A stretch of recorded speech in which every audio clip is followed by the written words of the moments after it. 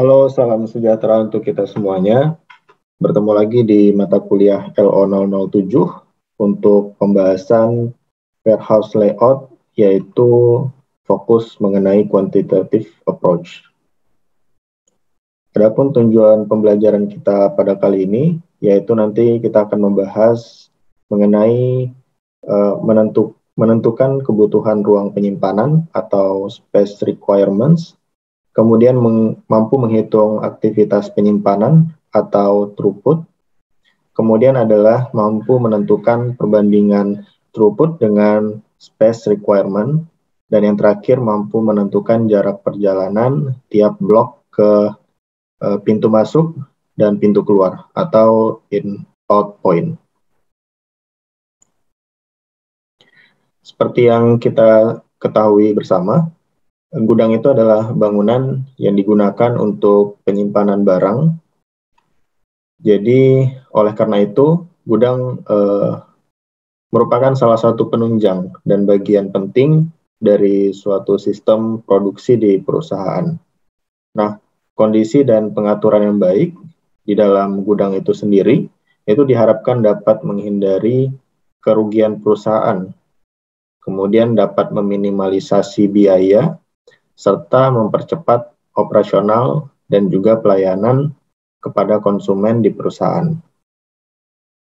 Nah, sistem pergudangan yang baik itu sendiri adalah sistem pergudangan yang mampu memanfaatkan ruang untuk penyimpanan secara efektif agar dapat meningkatkan utilitas ruang serta meminimalisasi biaya material handling itu sendiri. Nah, kurangnya pemanfaatan ruang serta penyimpanan yang kurang efektif itu bisa menyebabkan banyaknya produk yang tidak tertampung di dalam gudang dan biaya material yang sangat tinggi. Nah, salah satu usaha untuk meningkatkan utilitas dan meminimalkan biaya perpindahan barang itu adalah salah satunya adalah penataan gudang atau membuat tata letak gudang yang efektif dan efisien.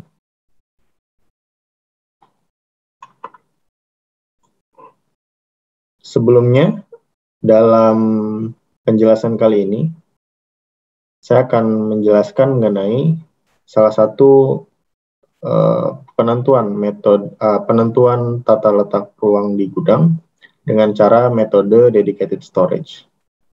Jadi, penyelesaian masalah tata letak gudang ini sendiri, itu yang paling sering juga digunakan adalah metode dedicated storage. Nah, metode ini menggunakan penempatan lokasi atau tempat penyimpanan barang yang sifatnya spesifik untuk setiap barang yang disimpan. Jadi hal ini dikarenakan suatu lokasi simpanan diberikan pada satu produk yang spesifik saja. Jadi pada blok A, row A1 misalnya, itu hanya menyimpan produk X gitu ya. Jadi pada baris itu tidak disimpan barang-barang dengan jenis yang lainnya, hanya spesifik pada produk X saja. Maka dengan metode dedicated storage ini, jumlah lokasi penyimpanan yang diberikan pada produk itu harus mampu memenuhi kebutuhan penyimpanan maksimum dari produk itu. Nah, dengan penyimpanan multiproduk, daerah penyimpanan yang dibutuhkan adalah jumlah kebutuhan penyimpanan maksimum untuk setiap produknya. Adapun beberapa tahapan metode dalam dedicated storage ini, yaitu adalah pertama penentuan space requirements atau kebutuhan ruangnya berapa secara umum. Selanjutnya adalah throughput atau penentuan aktivitas penyimpanan. Kemudian perbandingan throughput dan space requirement atau T per S, dan selanjutnya adalah perhitungan jarak perjalanan dari setiap blok ke pintu masuk dan pintu keluar atau input dan output point. Dan yang terakhir adalah perhitungan jarak tempuh totalnya. Baik, kita coba masuk ke bagian pertama, yaitu adalah perhitungan kebutuhan ruang atau space requirements. Jadi kebutuhan ruang ini adalah untuk produk yang ditempatkan pada lokasi yang spesifik. seperti yang kita jelaskan di awal tadi, bahwa metode ini hanya diperuntukkan untuk penyimpanan produk yang spesifik. Dan kemudian hanya satu jenis produk saja yang ditempatkan pada lokasi penyimpanan tersebut. Nah, rumus yang digunakan di sini itu adalah space requirements dilambangkan dengan atau dinotasikan dengan SJ, sama dengan rata-rata penerimaan produk di gudang itu dibagi dengan ukuran kapasitas dalam satu blok penyimpanan. Nah, ukuran kapasitas blok penyimpanan itu bisa juga ditemukan atau bisa dicari dengan cara yaitu jumlah susunan dikalikan jumlah tumpukan dikalikan kapasitas paletnya. Jadi kalau misalnya penyimpanannya dengan palet, maka dikalikan dengan kapasitas paletnya.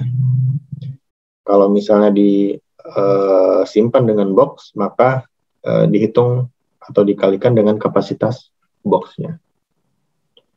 Nah, kalau kita lihat di sini ya, berdasarkan gambar, ini adalah contoh gambaran, sedikit gambaran untuk kondisi di gudang.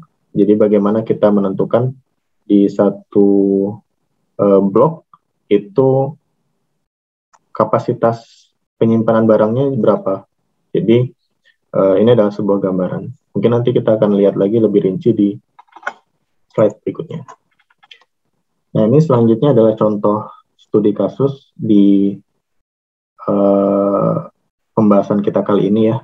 Ini ada salah satu contoh layout gudang yang akan kita gunakan juga nanti untuk contoh penentuan warehouse layout gitu ya. Jadi pada gambar 2 ini yaitu adalah terbagi menjadi 2 zona, zona A dan zona B. Nah, zona A itu terdiri dari satu blok terdiri dari 11 susun, sedangkan zona B itu satu blok terdiri dari 7 susun. Nah, satu susunnya terdiri dari 3 palet yang ditumpuk ke atas. Nah, misal satu blok dapat menampung 7 susun, di mana satu susun terdiri dari 3 palet ditumpuk ke atas, maka dalam blok ini dapat menampung sebanyak 7 kali 3 palet ya. Nah, pertanyaannya adalah, jika rata-rata penerimaan barang per hari untuk produk X itu adalah 2.000 unit, dalam satu palet maksimal menampung 84 unit, kemudian akan ditempatkan pada zona B, maka coba hitunglah space requirement atau kebutuhan ruang yang diperlukan untuk menyimpan produk jenis X. Jadi nanti kita akan menemukan SJ sama dengan berapa kebutuhan blok yang diperlukan untuk menyimpan produk X. Nah, rekan-rekan bisa menggunakan rumus pada slide-slide sebelumnya yang sudah dijelaskan untuk menjawab soal case nomor 1 ini. Untuk selanjutnya adalah penjelasan mengenai throughput atau aktivitas penyimpanan. Throughput itu adalah pengukuran aktivitas yang mana sifatnya adalah dinamis, yang menunjukkan aliran dalam penyimpanan maupun pengambilan barang dalam periode waktu tertentu. Jadi pengukuran throughput ini dilakukan berdasarkan pengukuran aktivitas penerimaan ya, dan aktivitas pengiriman. Jadi tidak hanya aktivitas penyimpanan, tapi saat pengambilan barang itu juga dihitung. Nah, ini jadi double ya. Nah, kalau secara rumus itu throughput dinotasikan sebagai TJ dengan rumusnya sama dengan rata-rata penerimaan dibagi dengan jumlah barang yang diangkut dan kemudian ditambah dengan rata-rata pengiriman dibagi dengan jumlah barang yang diangkut.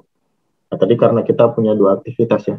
Aktivitas penyimpanan itu identik dengan penerimaan barang, dan aktivitas pengambilan barang itu identik dengan rata-rata pengiriman. Baik, masih menggunakan contoh pada soal nomor 1 sebelumnya, atau kita menggunakan warehouse layout yang pada gambar nomor 2 ya. Di sini kita diminta untuk coba menjawab soal nomor 2, di mana itu apabila aktivitas penerimaan dan pengiriman barang menggunakan forklift, dan setiap forklift memiliki kapasitas angkut yaitu 3 palet, di mana setiap paletnya mempunyai beban 84 unit. Kemudian produk jenis X, untuk sekali pengangkutan forklift hanya dapat membawa 3 palet yang berisi 252 unit, yaitu di mana dapatkan dari 84 unit kapasitas forklift dikalikan 3 palet, jadi 252 unit. Dan apabila rata-rata pengiriman barang untuk produk jenis X adalah 198 unit, maka di sini coba hitung throughput dalam studi kasus soal nomor 2 ini. Jadi tadi kita sudah bahas ya soal rumus untuk throughput, itu dinotasikan dengan TJ, sehingga nanti rekan-rekan coba bisa menjawab soal nomor 2 ini menggunakan rumus pada slide throughput sebelumnya.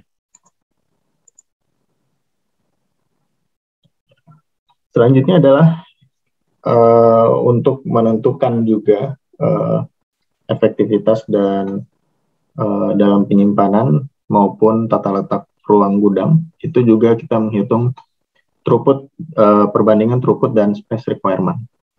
Nah, perhitungan throughput dan space requirement ini, atau nanti kita sebut dengan T per S, itu dibutuhkan untuk dijadikan patokan dalam penempatan produk. Jadi mungkin saja produk X itu tidak selalu mesti di blok AA ya, blok AA1 misalnya. Mungkin dia ternyata lebih cocok untuk di blok B gitu. Nah, ini harus dievaluasi menggunakan salah satunya menghitung perbandingan throughput dan space requirement-nya. Peletakan produk itu dilakukan berdasarkan perbandingan T per S-nya tadi itu ya. Sehingga kita nanti bisa menyimpulkan T per S yang paling besar itu nanti akan diletakkan pada blok yang paling pendek jarak tempuhnya. Nah, itu nanti produk yang TS-nya paling besar diletakkan pada blok yang paling pendek jarak tempuhnya. Baik, untuk rumusnya sendiri, yaitu pada soal nomor 3 ini, kita bisa menghitung ya. Sebelumnya kita udah dapat nilai T untuk produk X dan S atau space requirement untuk produk X. Sehingga tinggal kita bagi saja throughput untuk penerimaan untuk produk X itu berapa dengan satuannya aktivitas per blok.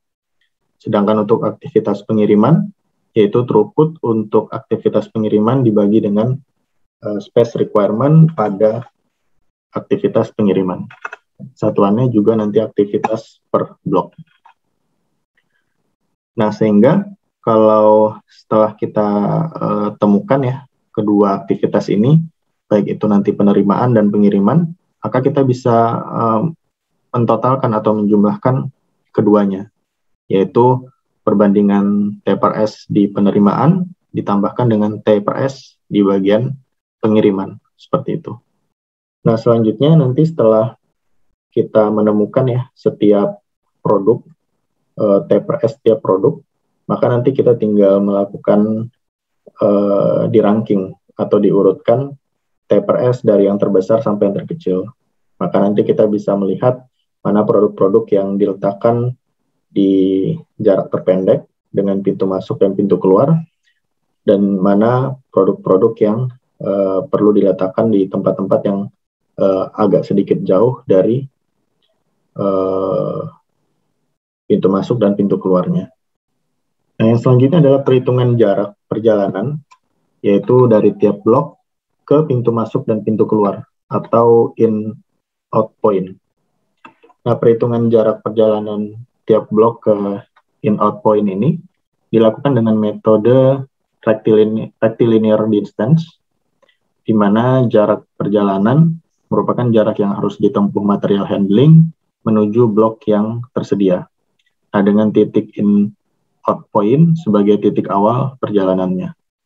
Nah, jarak ini diukur sepanjang lintasan yang menggunakan garis tegak lurus atau ortogonal dari satu blok ke in out point. Begitu juga dengan blok-blok nanti yang lainnya. Nanti kita akan coba untuk menghitung satu blok saja ya. Nah, untuk contoh ini, untuk rumusnya sendiri, yaitu biasa dinotasikan dengan D atau distance, sama dengan itu adalah nilai mutlak dari X min A ditambah dengan nilai mutlak dari Y minus B.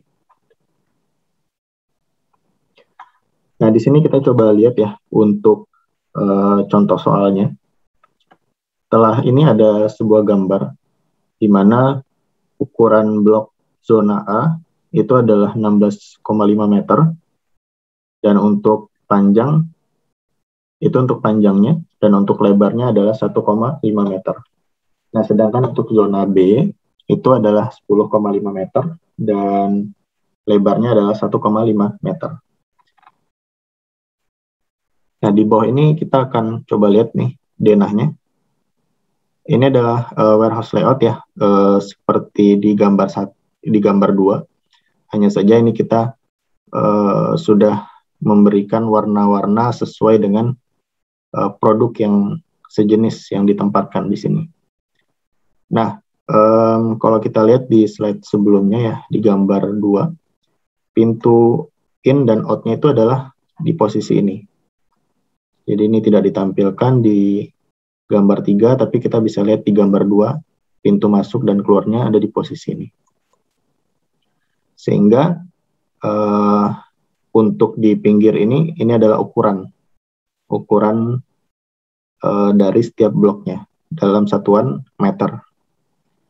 Nah, untuk gambar aktualnya, kondisi gudangnya contohnya adalah seperti ini. Jadi ini adalah ada kapasitas satu blok ya, kapasitas satu blok 1,5 meter. Kemudian ini disusun per blok, sehingga nanti pengambilan barang melalui forklift itu dilakukan dari yang paling depan terlebih dahulu. Nah, untuk perhitungannya sehingga menjadi seperti ini.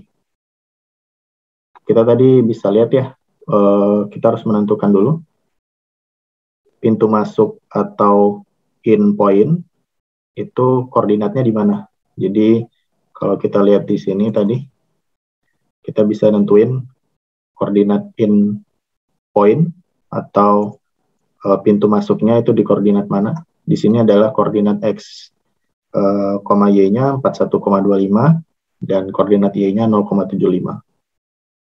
Dan yang kedua adalah koordinat point di pintu keluar atau out point, di mana koordinatnya yaitu adalah 7,75 dan Y-nya adalah 0,75. Sedangkan untuk blok lokasi blok AA1, di mana kita mau menghitung blok AA1 ini ya, kita harus tentuin dulu koordinatnya di mana, yaitu koordinat AA1 adalah 0,75, 24,75. Ini koordinatnya. Sehingga kita bisa lihat ya di sini untuk perhitungan jarak antara pintu masuk dengan blok AA1 itu adalah untuk koordinat X pada pintu masuk itu dikurang dengan koordinat X pada blok AA1. Kemudian ditambah dengan koordinat Y pada blok AA1 dikurang dengan koordinat Y di pintu masuk atau in point. Nah, ini terbalik tidak menjadi masalah ya, karena kita di sini punya tanda mutlak, jadi nanti kalau terbalik maka otomatis nilainya akan menjadi positif.